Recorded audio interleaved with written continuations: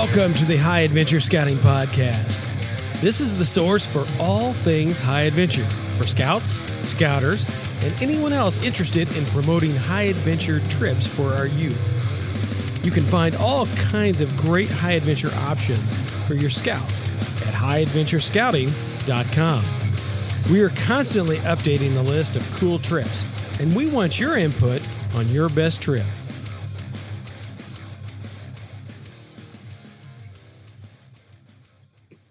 Welcome, high adventure enthusiasts. We are excited, as always, to highlight a high adventure base on this edition of the High Adventure Scouting Podcast. Today, we are joined by Andrew Allgeier, Council Program Director and Director of Camp Buffalo Bill in Yellowstone High Adventure Outpost. Andrew, thanks for joining us today on the High Adventure Scouting Podcast. Sure, happy to be here. All right. Well, the purpose of this podcast is to give listeners a little more information about your program offerings.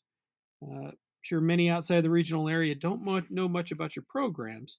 So just give me a quick overview of what you guys are doing out at the Yellowstone High Adventure Outpost, and we'll just kind of drill down from there, okay?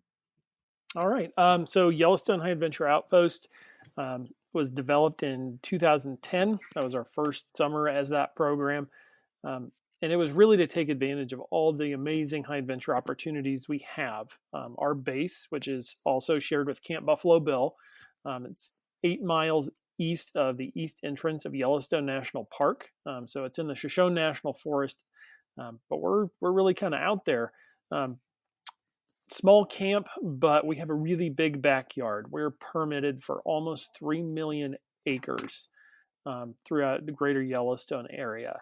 And so we have 3 miles of river frontage, which we use as kind of a springboard for our whitewater program.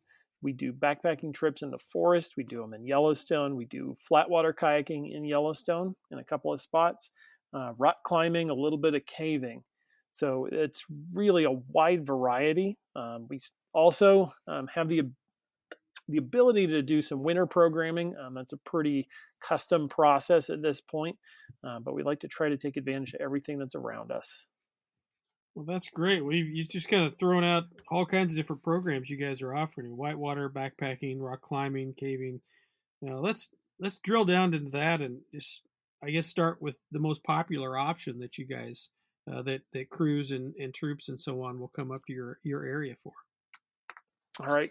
Yeah, that would be our treks. So we have kind of the base, 5-day trek, whether that's in the forest or in the national park. We also can put together custom itineraries. Every once in a while, we'll have a crew that really wants something really rugged, or if they want something with longer mileage, we can just tack on additional days. So there's actually some options where you can start in the park and pop out in the forest. But those, you start typically on a Sunday, come into camp, get settled, checked in, and hit the ground running with packing your food, doing a shakedown, some of those base camp things that you'd see at most high adventure bases. From there, campfire, and then right after breakfast Monday morning, you are out the door to your trailhead. From there, you're out, sometimes pretty remotely. And you come back, you're back in time to get a shower and dinner on Friday. So with that, there's a huge variety of places we can go. Yellowstone itself is 2.2 million acres, and we can go any trail we want in there. We're a little limited as to backcountry campsite size. So we have to work with the backcountry office of the park to put together your itinerary for a crew. But there's so much of the park that 97% of the visitors don't see. Most people only get within about 30 minutes of a road in the park. And so we like to say that we're able to show them the other 97%. Well, that's cool. Stuff that most people probably won't see in their lifetime. So yeah, it's an incredible place. Some of the trips and the stories that come back off the trail is, I opened my tent. I was, next to a beach on the Yellowstone River down in the canyon, and there was a buffalo that walked by, and there was a bald eagle in the tree in front of me, and that's those kinds of experiences that we really like to offer. Now, on these 5-day treks is what you're talking about. Is what do most of them? I know you said you can customize options, but what's the most popular thing that groups will come for? Is it just backpacking? Is it whitewater? Is it a combination of all these? Well, backpacking, we certainly have more options. We can have up to 3 crews in the park per week, plus a group in the forest. Um, so we have a lot of groups that come to do trek. What we found the last couple of years is that a hybrid option is really popular. So we have what's called our rock and river program. So it's half rock climbing, half whitewater rafting. So if a group is not committed to do one or another for the week, they can do a little bit of both. We've had groups where they will do a shorter trek and then do a day of whitewater we can add on. Um, or if you really want to go custom, if your crew is up for a longer challenge um, and has the time to do it, we can put together what's called the surf and turf. And so that is a combination of kayaking in the park and backpacking. So that one typically we're looking at least 7 days, maybe 8 or 9, depending on your itinerary. But that really gets you deep in the park um, in some pretty unique spots. Gosh, that sounds cool. So, are there options just for whitewater and just for backpacking? What's the layout of those? Yeah. So our whitewater program, we have about 60 miles of river that we can play with. So 50 of that is right by camp. It's the North Fork of the Shoshone. And the rest, the other 10 or so miles, is actually right next to the city of Cody. So that's below Buffalo Bill Reservoir. So it's controlled flow. So that is raftable all summer. Whereas up by camp, the whitewater season starts the beginning of June.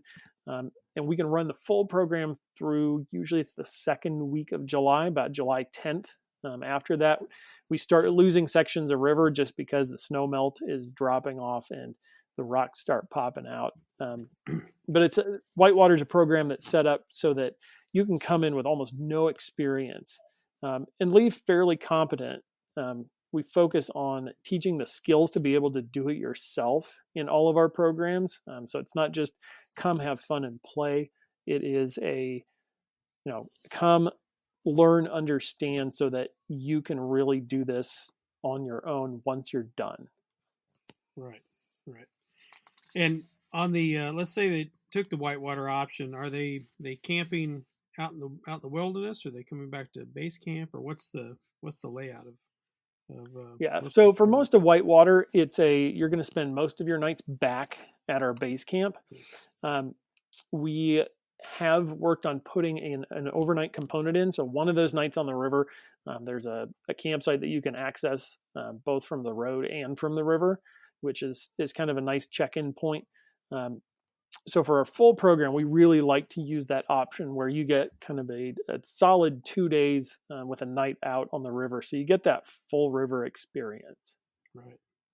It's different everywhere. On some whitewater is you're taking everything with you. Some are you know staying back at base camp and then going out the next day. So um, the surf and turf. I want to jump into that because that sounds kind of cool. Also, the kayak and backpacking. You mentioned that's a little bit longer um, commitment. 7 to 9 days.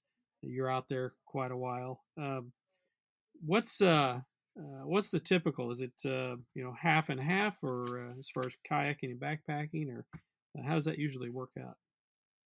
Well, it's really up to the group. Okay. The two spots in the park where you can kayak are Yellowstone Lake itself and Shoshone and Lewis Lakes, which are connected by about a mile of river channel that's pretty shallow.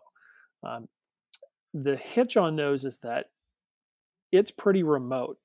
Um, they both have a long first day and last day to get to that first campsite and back to the trailhead.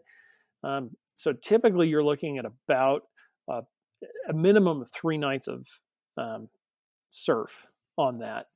Um, the turf, it could be 1, 2, 3 nights. We have options on itineraries throughout the park that, based on how long you want to come, we can fill in the rest.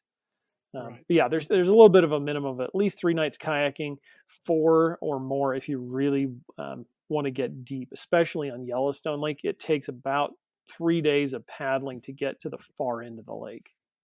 Right. Okay. Cool. Um, is there a typical size of crew you guys like, a minimum or maximum for crews? Um, there are. We're a little unique in that because we have to work through the backcountry office in Yellowstone. They're a great partner and they have gone out of their way to help us pull off itineraries.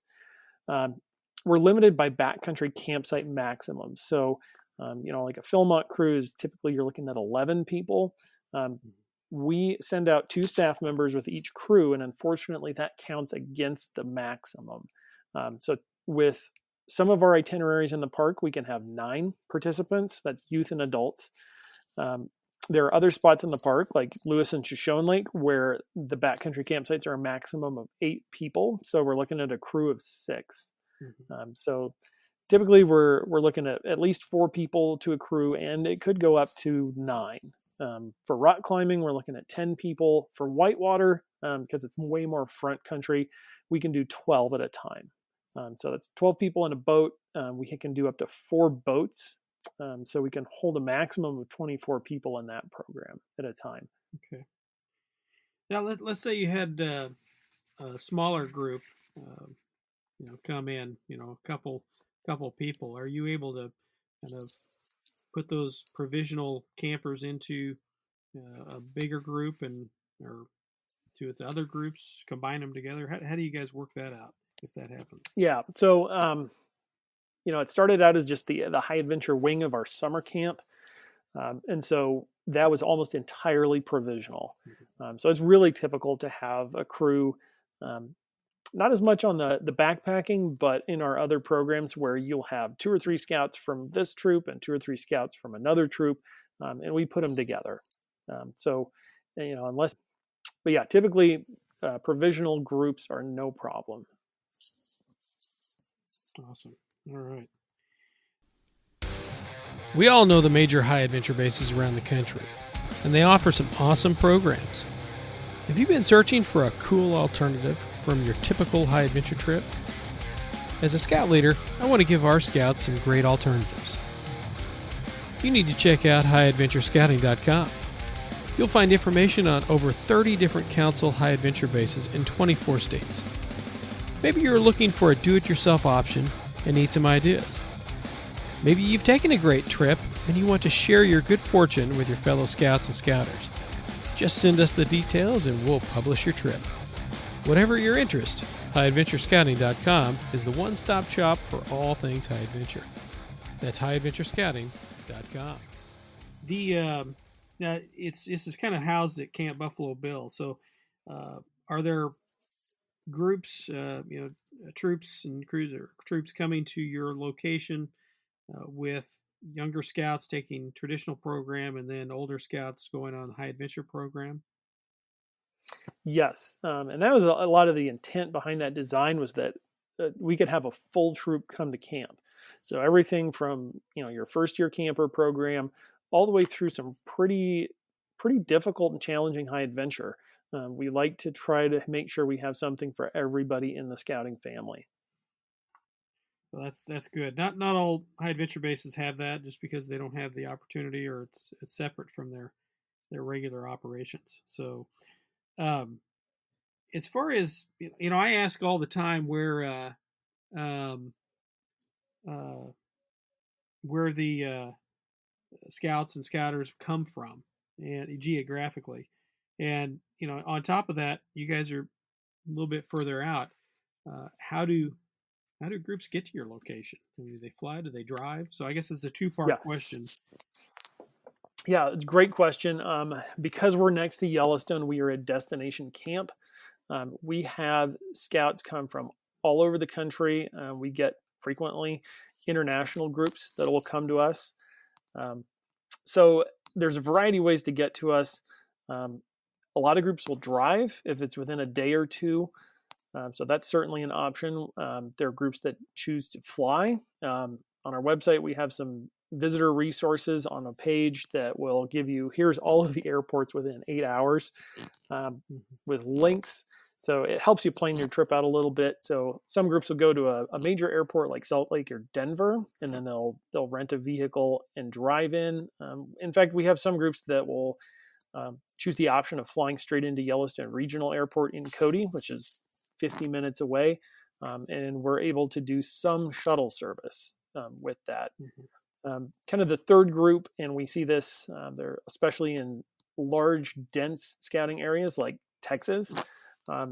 We'll have a troop, or sometimes we'll have multiple troops that'll join together, and they'll charter a bus. They find that it's a pretty affordable option transportation-wise, buys them much more flexibility. And so we can do groups that come in on bus as well. Unfortunately, we don't have very close rail service. So we don't see any troops that do the train thing. Philmont is lucky to have that as an option, but unfortunately we do not. Great. Well, that's some of the bases that are further out. I always wonder, all right, how do you get there? What's the easiest way? So that kind of answers my question. Now, do you? I'm assuming with the kind of the way you work, I know there's some programs that will it would be cost per crew and per person. It sounds more like that yours is a kind of cost per person sort of option. Is that accurate? Yes. We have there are two sides to our price structure. We have for the kind of that base experience, the 5 days of program with a day on each end of logistics and travel. We have a per person rate. This year we've kept our rate the same for the last 2 or 3 years. It's $465 per person. There's a discount if you get early payment by March 15th, $25 off per person. But if you're doing custom high adventure, or you want to tack extra days on, extra program days, that is, it's $75 per person per day. Okay, that's good to know. Awesome. Now, as far as getting in and signing up, how early should units start signing up each year? Our registration, our goal is to have the registration for the coming summer open June 1st. So we like to be at least a year out where units can register. At this point, typically we'll see most of our stuff start to really fill up early in the fall. If you want to have your full choice of what you want to do, I would say at least get your unit's name in there and reserve the minimum of spaces sometime before September. Once we hit December and then into the new year, things get pretty tight as far as spaces. And so if you have a lot of youth who want to do something together, that can be challenging. Yeah.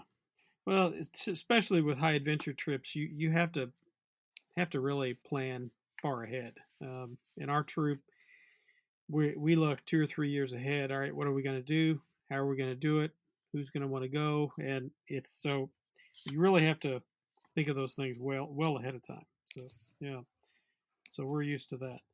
Now, as far as that you have several different options and so on. So most of the time, as a part of a troop and high adventure coordinator for some of these trips, I'll ask, all right, what do we have to bring with us? Do we have to bring our tents? We assume a backpack of some sort, dry bags, that kind of stuff. What does your high adventure base provide, and what are some of the big things that they're going to have to bring with them? All right. We don't have full availability, but we can certainly take care of most of our customers. Any technical equipment we provide. So if it's rock climbing or whitewater stuff, we got it covered. As far as trekking gear, backpack we can cover, tents we can cover, some sleeping bags, although I'd recommend bringing your own. If you're going to be more comfortable. Cooking equipment, we've got that covered. So really, if you show up and you have the clothes that you need, and a few other personal items, you're going to be set.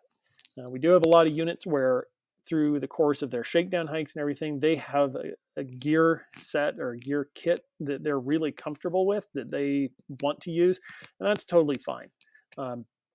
So, if they want to use their own stoves and pots, that's their choice, and we're more than happy to work with them on that. Right. Okay.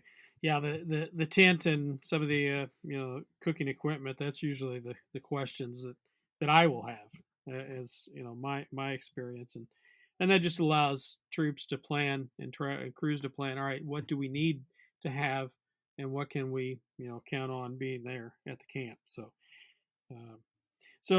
We've covered an awful lot. I think probably the last thing I'm curious about is what kind of staff do you have during the season generally for the high adventure? Yeah, so we have a kind of a high adventure program staff. It depends on how much we're offering in a year.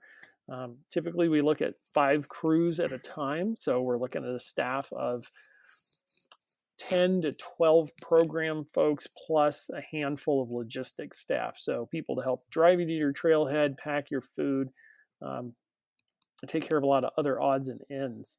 But yeah, our staff, just like our customers, they come from all over the country. We've got some people who've come on who went through the program in the past, loved it. It's everyone is at least 18. And we have a decent number of staff who are older than that. We have a lot of college students who are going into the outdoor recreation field, who are using it as an internship or a professional experience. So a lot of good folks from around the country who bring a lot of really good experience. That's awesome. That sounds like a good crew of people to work on that. So, well, anything that we left out on that we haven't talked about that you want to highlight on the Yellowstone? Yeah. So we're operating in public lands, Forest Service and Park Service lands. A lot of our terrain is rugged, and it's really remote. So it shocks a lot of people. When we had Philmont refugee crews in 2018, they were really prepped, and a lot of them had a lot of experience with Philmont. And to come to us where, if you have, a couple hours of off-trail travel to connect drainages, it was something that they were not prepared for. So we like to say that, you get to see wilderness with a capital W when you come to us. Things are pretty wild. We have a lot of wildlife, not uncommon to even see, bears, moose, bison through our base camp area. So wow. It's a unique experience, and you get to see a part of the country that it's hard to get to, and so the rewards are pretty great when you make the effort to get there.